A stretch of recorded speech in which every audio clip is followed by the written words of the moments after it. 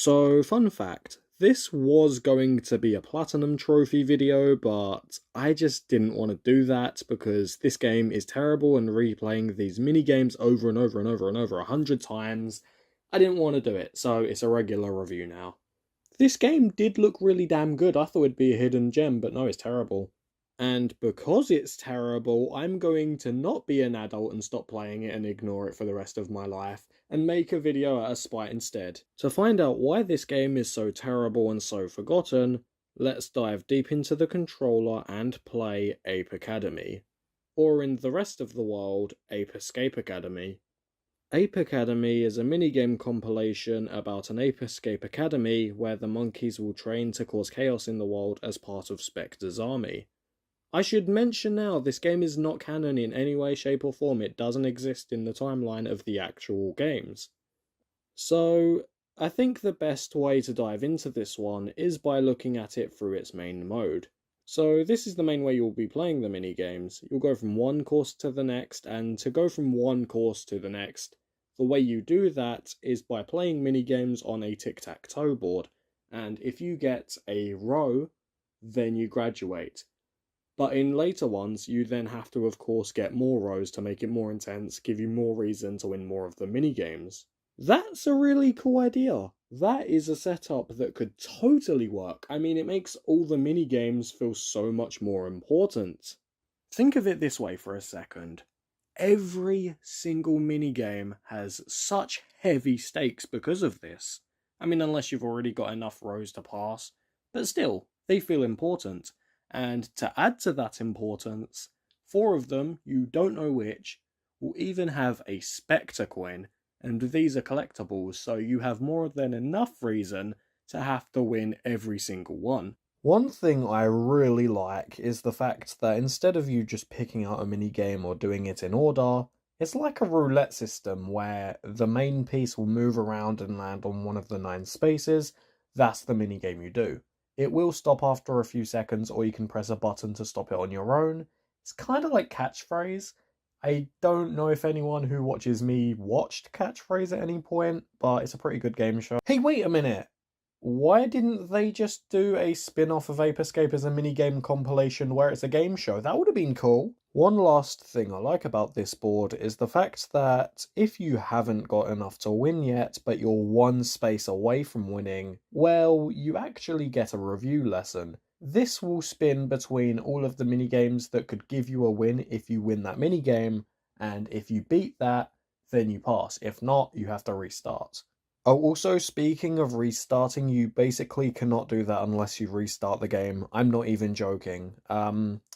So there is a pause menu, but it doesn't let you quit. It's just for pausing.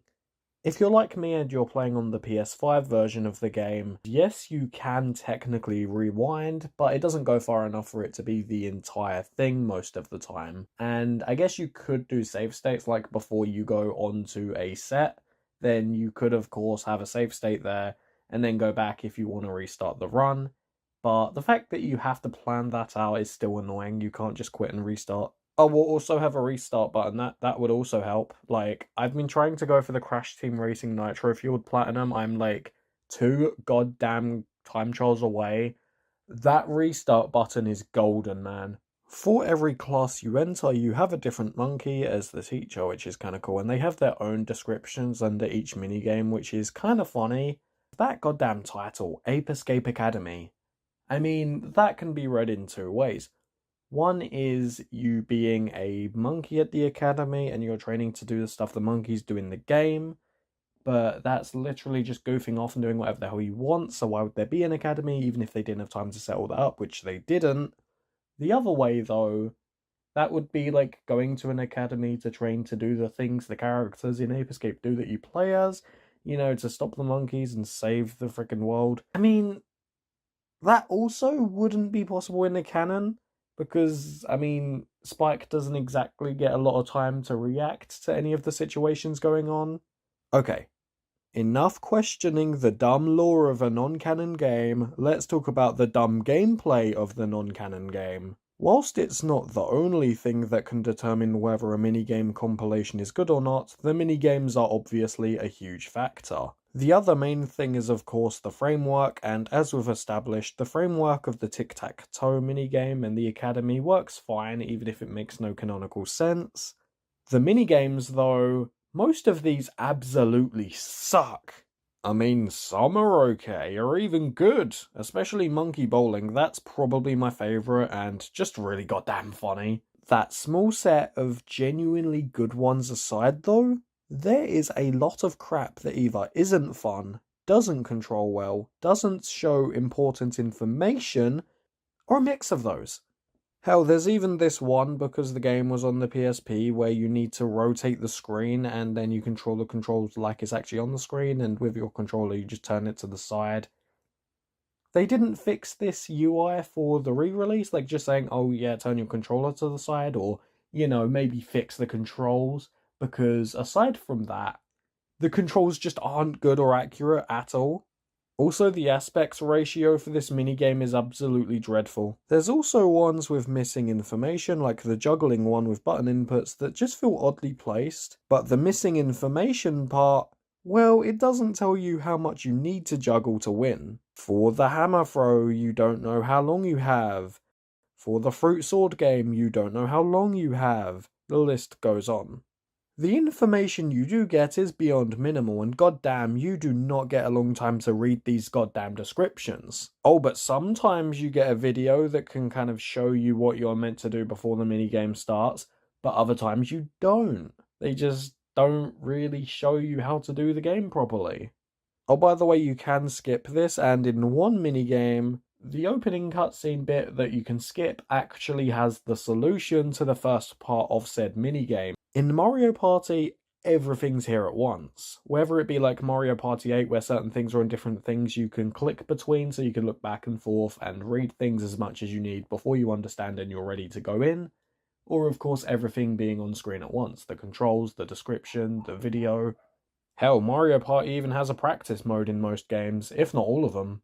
That way, before the serious minigame begins that actually matters, you can kinda get yourself used to the controls a bit. This game just doesn't let you familiarize yourself with anything. This is also a primarily single-player minigame compilation, so at least give us the time to do that. It's not like if I take ages to read through everything and really understand it if I don't get it on a first read, that I am holding anyone up, because, I'm playing this on my own, on my couch. The win conditions can also be pretty odd, like the football game for example. This one, obviously you score goals in the time limit you get, but if you tie, there's no tiebreaker at all, you just lose because, oh, it's a tie, you didn't have more points, so you don't win, screw you. There's also others where once you fail, that's it, the minigame's over, but then for this skydiving one, you have to get the packs and then put them on the monkeys, but then if you miss one monkey you lose, but it continues the minigame anyway.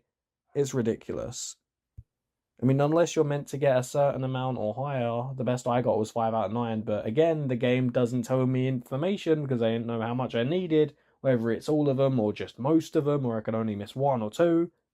So many minigames have important issues like this. Like the trivia game as well, like you'd think it's either general knowledge anyone could know, or Ape Escape trivia as it's an Ape Escape spin-off. That'd be kinda cool. What we got instead though, like, what is the capital city of Peru? Okay, I guess that's not too bad. Or what the hell is this Harry Potter one here? Who is Harry Potted? I demand answers. Like I said, there is some cool mini games. Like that football one is actually one of my favorite mini games. That and the bowling one, of course. There's also the hockey one that's pretty fun. I'm noticing all three of these are sports related, but yeah, most of them that are good are sports ones.